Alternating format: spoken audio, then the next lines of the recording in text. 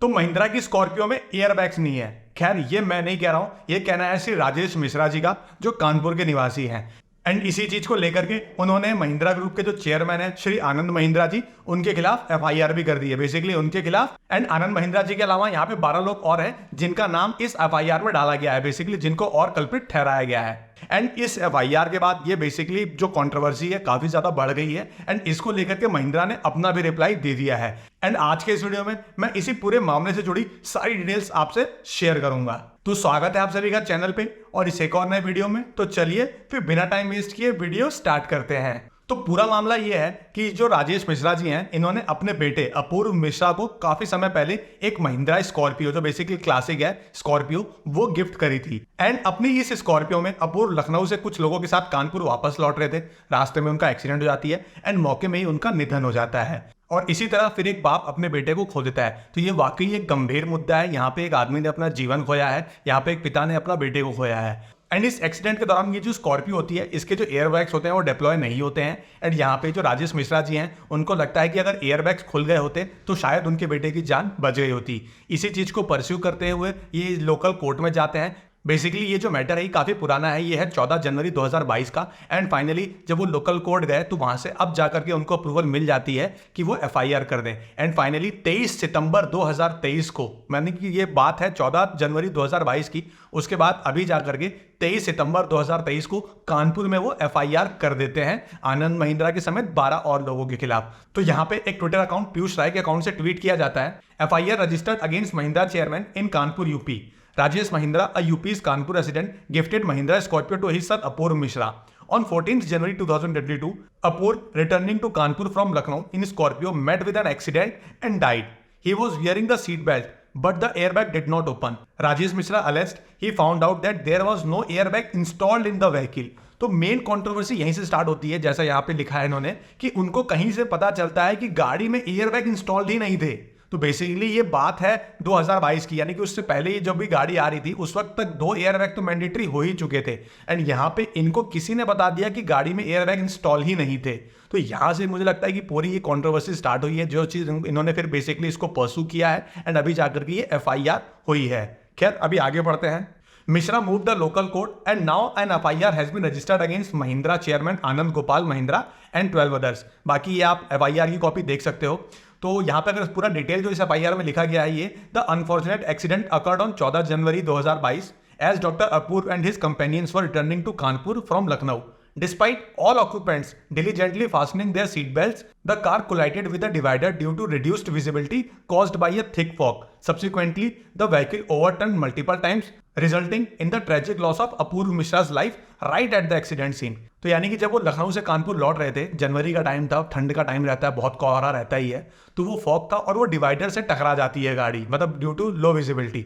And उसके बाद जो गाड़ी है मल्टीपल टाइम्स ओवरटर्न होती है। एंड यहाँ पे जो अपूर्व मिश्रा हैं वो अपनी लाइफ उसी वक्त ऑन द स्पॉट उनकी डेथ हो जाती है। एंड जैसा उन्होंने कहा कि सबने सीट बेल्ट लगाई हुई थी बट फिर भी एयरबैग ओपन नहीं हुए। और यहाँ पे राजेश मिश्रा जी का कहना है कि उन्होंने ये गाड़ी अपने बेटे को गिफ्ट करी, उनको लगा कि महिंद्रा की जो गाड़ियां हैं वो काफी सेफ है। एंड यहाँ पे आनंद महिंद्रा जी खुद अपनी गाड़ियों का प्रचार करते हैं और कहते हैं कि हमारी गाड़ियां काफी सेफ हैं। बट यहाँ पे इस एयरबैग डिप्लॉय ना होने की वजह से उन्होंने अपने बेटे को खो दिया। और यहाँ पे आनंद महिंद्रा के साथ साथ उन्होंने जो मैंने बताया 12 नाम, उनके खिलाफ एफआईआर कर दी है। तो जैसे ये 23 सितंबर 2023 को ये एफआईआर होती है, उसके बाद में ये पूरे सोशल मीडिया पे छा जाती है, पूरी चीजें वायरल हो जाती है, हर कोई इसके बारे में बात करने लग जाता है। एंड फिर जब इस तरह की चीजें होती है तो नो डाउट कंपनी की इमेज को नुकसान तो पहुंचता ही है। तो खैर फिर यहाँ पे डैमेज कंट्रोल करने के लिए या फिर अपना पक्ष रखने के लिए या अपनी तरफ की स्टोरी सुनाने के लिए महिंद्रा ने यहाँ पे एक ऑफिशियल स्टेटमेंट जारी करता है। एंड फिर महिंद्रा अपने इस ऑफिशियल स्टेटमेंट में कहता है कि Mahindra and Mahindra would like to clarify with respect to an FIR that was filed on September 23, 2023, the case is over 18 months old and the sad incident happened in January 2022. It was alleged that the vehicle did not have airbags. We would hence like to categorically reconfirm that the Scorpio S9 variant manufactured in 2020 did have airbags. We have investigated and there was no malfunction of the airbags. It was a rollover case which would not deploy the frontal airbags. A detailed technical investigation was completed by our teams in October 2022. The matter is currently sub judice and we are committed to cooperating with the authorities for any further investigation that is required. We completely empathize with the family and offer our deepest condolence to them in their grief. तो यहाँ पे महिंद्रा ने clearly कह दिया कि जो गाड़ी है बेसिकली ये स्कॉर्पियो S9 है एंड ये 2020 मॉडल है एंड इन गाड़ियों में एयरबैग्स आते थे, बट उनका कहना है कि ये एक रोल ओवर केस है, उन्होंने इन्वेस्टिगेट किया एंड इस रोल ओवर केस की वजह से जो फ्रंटल एयरबैग्स है वो डिप्लॉय नहीं हुए। एंड इसके अलावा वो कहते हैं कि मैटर जैसा भी कोर्ट में है, बाकी अथॉरिटीज के साथ वो पूरा कोऑपरेट करेंगे, जहां भी इन्वेस्टिगेशन में मदद चाहिए होगी वो मदद करेंगे। खैर ये हो गया महिंद्रा की साइड, बट क्या वाकई यहाँ पे एयरबैग्स डिप्लॉय होने चाहिए थे या नहीं होने चाहिए थे, ये आप मुझे कमेंट करके बताओ। एंड यहाँ पे मैं आपके साथ एक और चीज शेयर करूंगा। इसी महीने बेसिकली सितंबर 2023 का ही केस है, ये XUV 700 का है, जहां पे XUV 700 रोल ओवर केस आता है एंड यहाँ पे भी लोगों ने सीट बेल्ट लगाया है, बट उसमें भी एयरबैग्स डिप्लॉय नहीं होते। एंड इस केस में यहाँ पे ओनर ने कहा कि जो उनकी गाड़ी है पहले फ्रंट में बेसिकली उसमें इंपैक्ट आया, उसके बाद में रोल ओवर हुआ एंड सबने सीट बेल्ट लगाई थी, बट फिर भी एयरबैग्स डिप्लॉय नहीं हुए एंड उन्होंने भी इसके खिलाफ यहाँ पे कंप्लेन कर दी है। बाकी इसके ऊपर जो डिटेल वीडियो है वो निखिल राणा करके एक यूट्यूब चैनल है जिसका लिंक भी मैं दे दूंगा, आप वहां पे जाकर के देख सकते हो। बाकी आप खाली गूगल पर डालो कि airbags did not deployed accident करके ऐसे डालो, आपको तमाम गाड़ियों के तमाम चीजें सामने निकल के आ जाएंगी।